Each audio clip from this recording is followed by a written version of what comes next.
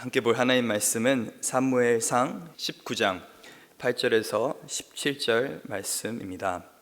전쟁이 다시 있으므로 다윗이 나가서 블레셋 사람들과 싸워 그들을 크게 쳐 죽이매 그들이 그 앞에서 도망하니라.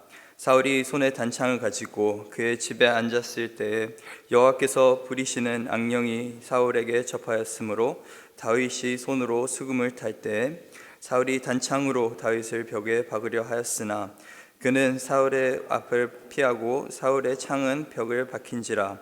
다윗이 그 밤에 도피하매 사울이 전령들을 다윗의 집에 보내어 그를 지키다가 아침에 그를 죽이게 하려 한지라.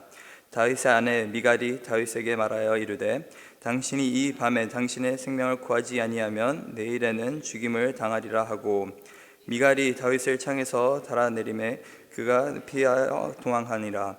미갈의 우상을 가지다가 침상에 누이고 염소 털로 엮은 것을 그 머리에 씌우고 의복으로 그것을 덮었더니 사울이 전령을 보내어 다윗의 집을 잡으려 하매 미갈이 이르되 그가 병들었느니라.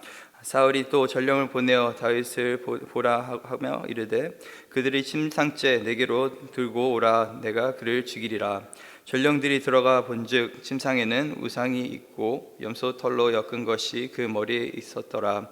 사울이 미갈에게 이르되 너는 어찌하여 이처럼 나를 속여 내 대적을 놓아 피하게 하였느냐.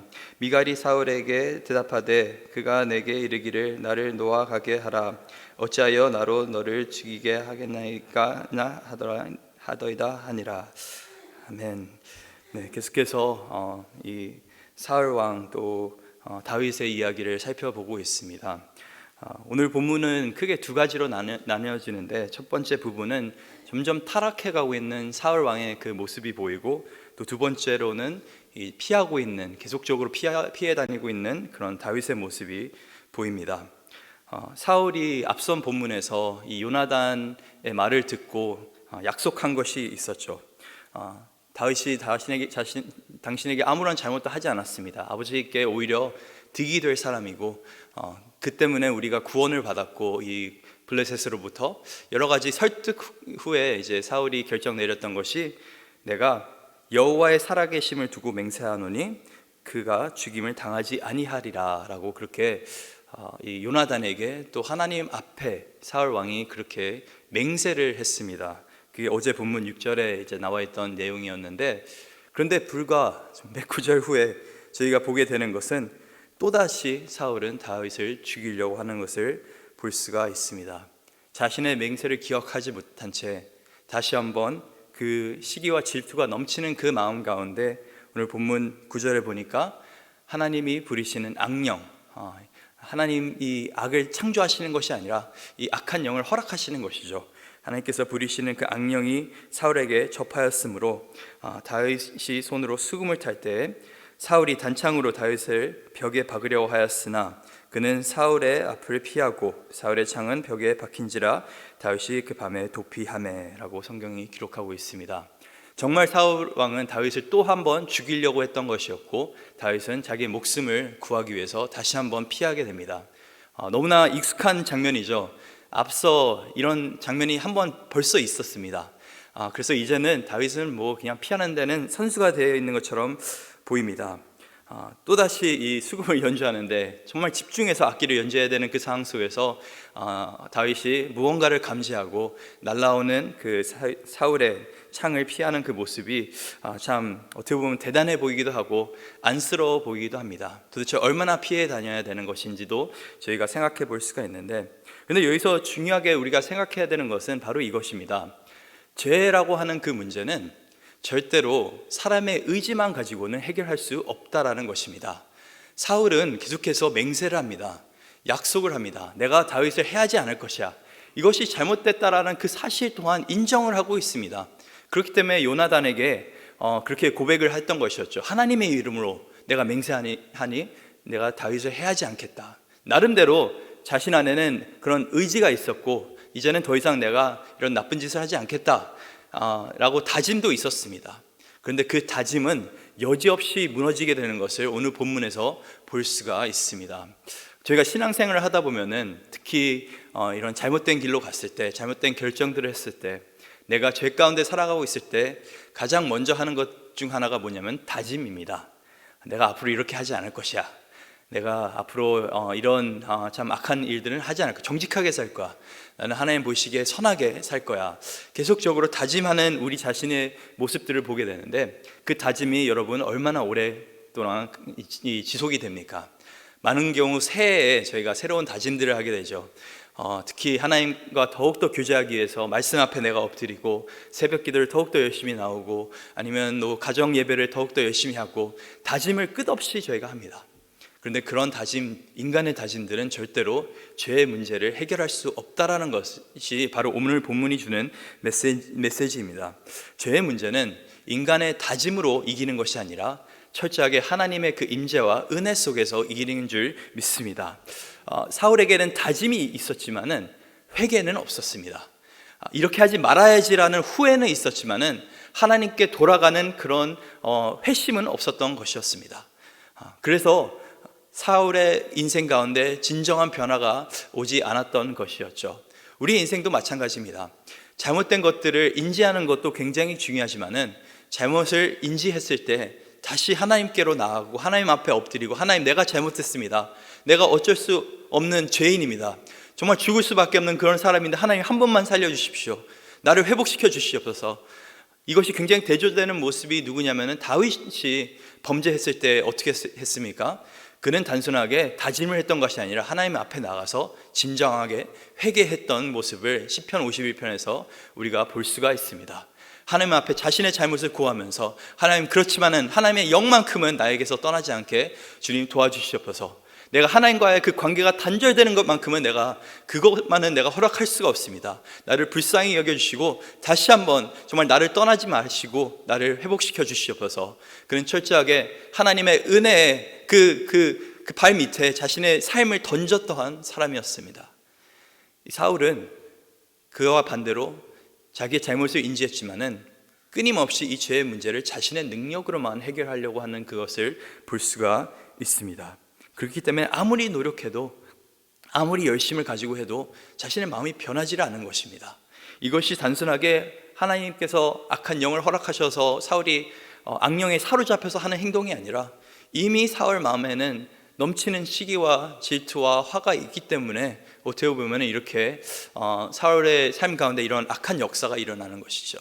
대표적인 예가 가룟 유다입니다. 저희가 이 고난주간에 십자가를 묵상하면서 봤던 주요 인물 중 한 명이 가룟 유다인데, 가룟 유다라고 하는 사람이 물론 누가복음 또 요한복음에는 사탄이 그에게 임했다라고 성경에 기록되어 있는데, 사실 그에 앞서서 이미 가룟 유다의 그 마음은 돈에 사로잡혀서, 돈에 눈이 멀어서, 또 욕심에 사로잡혀서 있던 잘못된 마음밭을 갖고 있던 사람이었습니다.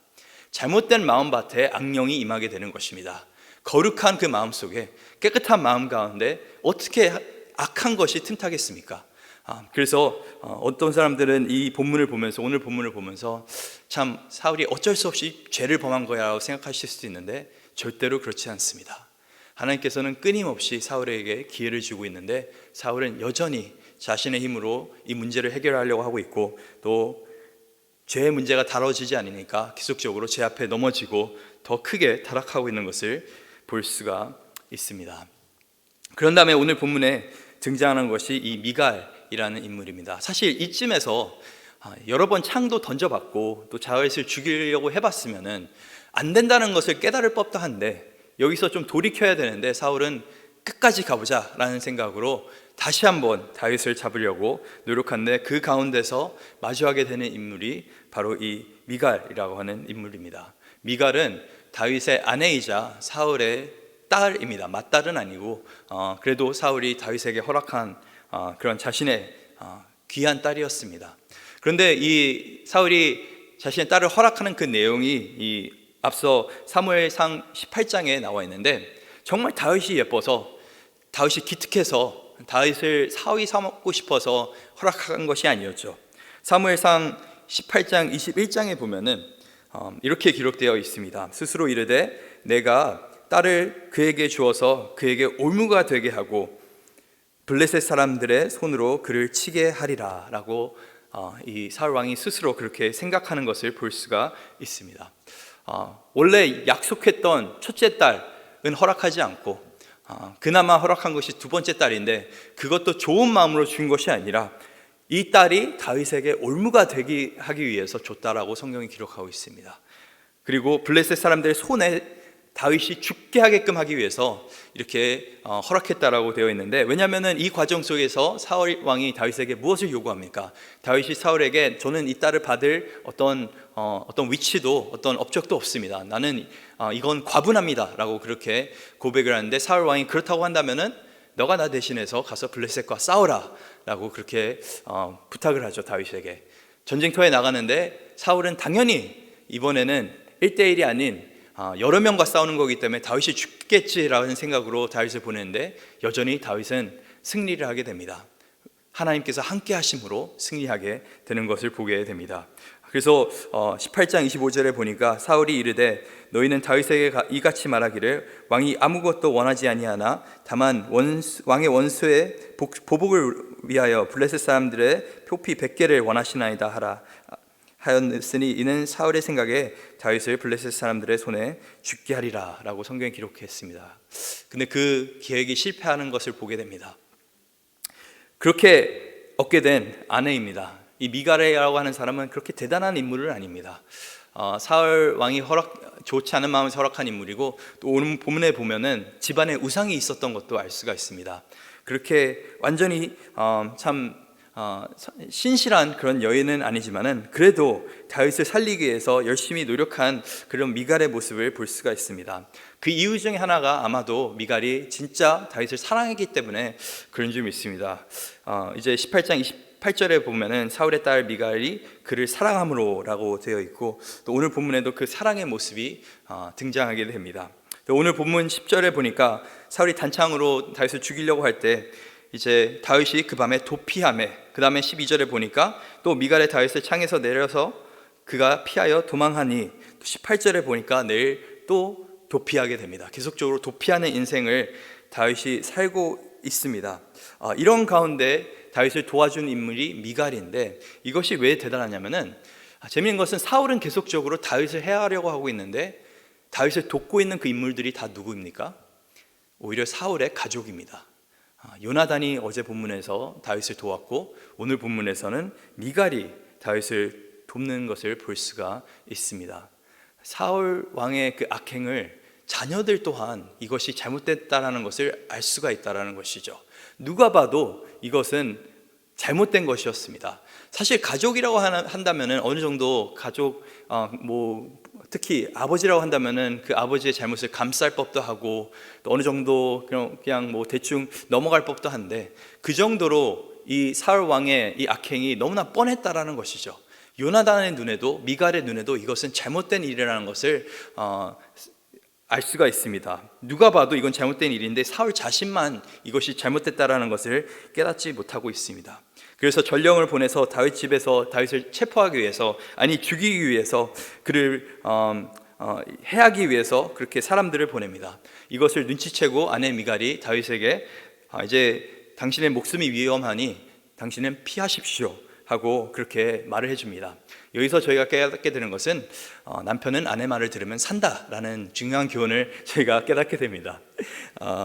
사실 이 아내 말을 들었기 때문에 산 거라고도 할 수 있지만은 그의 더 큰 그림은 하나님의 은혜가 이 가운데 있었기 때문에 다윗이 살았다는 것을 알 수가 있습니다. 왜냐하면 미갈은 우상을 꺼내서 어떻게 보면 다윗이 누웠던 그 침대를 만들고, 그리고 사울 왕 앞에서도 17절에 보니까 사울이 물어봅니다. 결국에 다윗이 도망하게 되는데 미갈에게 물어보죠. 너는 어찌하여 이처럼 나를 속여 내 대적을 놓아 피하게 하였느냐 했을 때, 미갈이 사울에게 대답하는 것이, 그가 다윗이 내게 이르기를 나를 놓아가게 하라, 어찌하여 나로 너를 죽이게 하겠느냐 하더이다.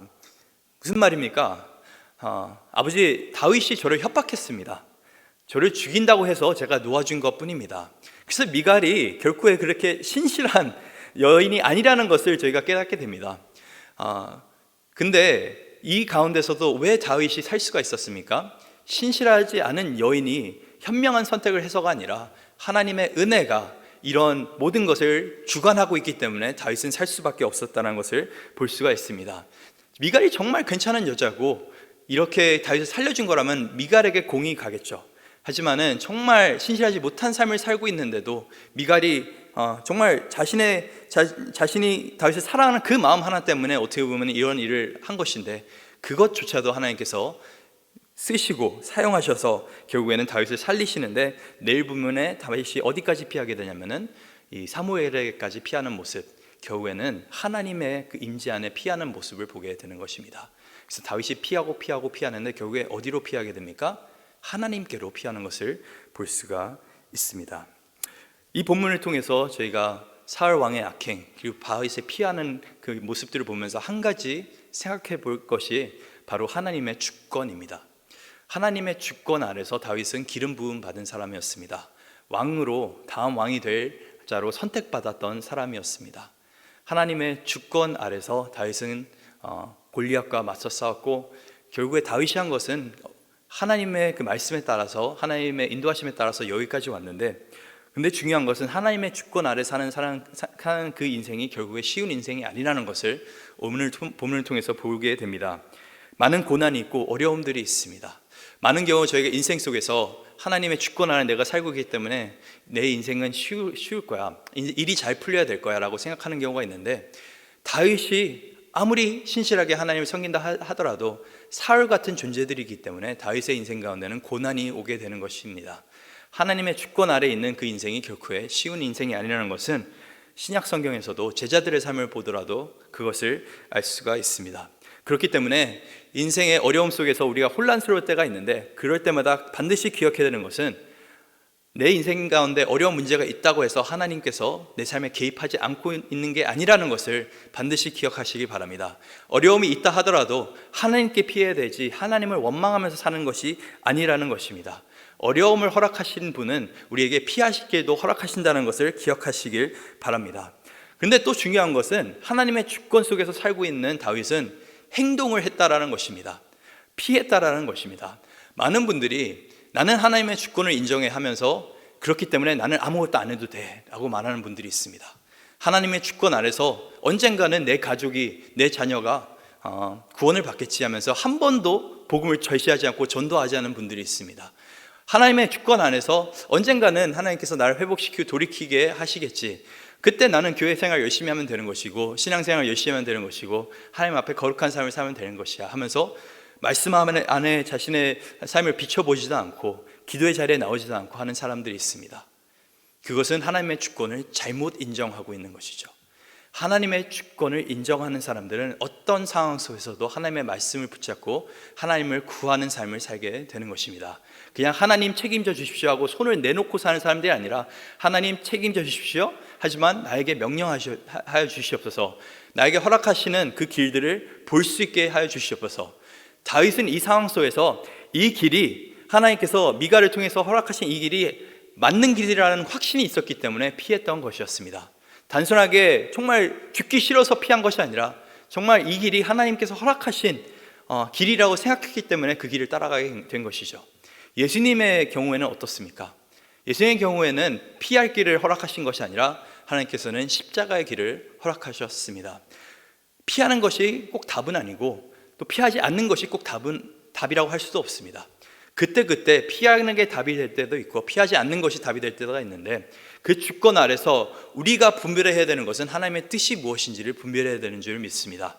그래서 하나님의 그 주권 아래서 우리가 살고 있지만은 그 주권 아래서 믿음에 따라 살아가는 그 책임은 우리에게 있다는 것을 인지하면서 우리가 믿음의 그 순종을 살아가야 되는 줄 믿습니다. 그래서 빌립보서 2장 12절과 13절에 이런 말씀이 있습니다. 그러므로 나의 사랑하는 자들아, 너희가 나 있을 때뿐 아니라 더욱 지금 나 없을 때에도 항상 복종하여 두렵고 떨림으로 너희 구원을 이루라. 너희의 구원을 위해서 열심으로 그렇게 이루라라고 되어 있는데, 13절에 보니까 너희 안에서 행하시는 이는 하나님이시니 자기의 기쁘신 뜻을 위하여 너희에게 소원을 두고 행하게 하시나니 라고 성경이 기록합니다. 너희가 열심으로 두렵고 떨리는 마음으로 구원에 이루라 라고 되어 있습니다. 행동을 하라는 것이죠. 구원에 걸맞는 삶을 살라고 하는 것입니다. 근데 우리가 행동을 할 때 반드시 기억해야 되는 것은, 우리가 행동할 때 그 행동을 가능케 하시는 분이 바로 하나님이라는 것입니다. 행동할 수 있는 믿음을 허락하시는 분이 하나님이라는 것입니다. 그래서 내가 행동하는 것이 하나님의 주권과 어긋나는 것이 아니라 하나님의 주권 속에서 내가 믿음으로 행동하는 것을 저희가 본문의 말씀을 통해서 또 성경을 통해서 볼 수가 있습니다. 그래서 오늘 하루도 내 앞에 주어진 그 어려운 상황을 보고 그냥 피하는 것이 아니라, 그냥 두려워하는 것이 아니라, 이것이 어떤 길이 하나님이 허락하신 길인지를 분별하면서 살 수 있는 저와 여러분 될 수 있기를 소원합니다. 그리고 사울의 모습을 통해서 우리가 기억해야 되는 것은, 악한 그런 마음을 가지고 우리가 살아갈 때 정말 끝없이 타락할 수 있지만은 나의 열심이 아닌 하나님의 은혜를 의지해서 내가 회개하는 삶을 살아갈 때는 하나님께서 반드시 우리에게 변화의 삶을 허락하신다는 것을 기억하시길 바랍니다. 오늘 하루도 이 하나님의 주권 안에서 믿음으로 순종하면서 살 수 있는 저와 여러분 될 수 있기를 간절히 소망합니다.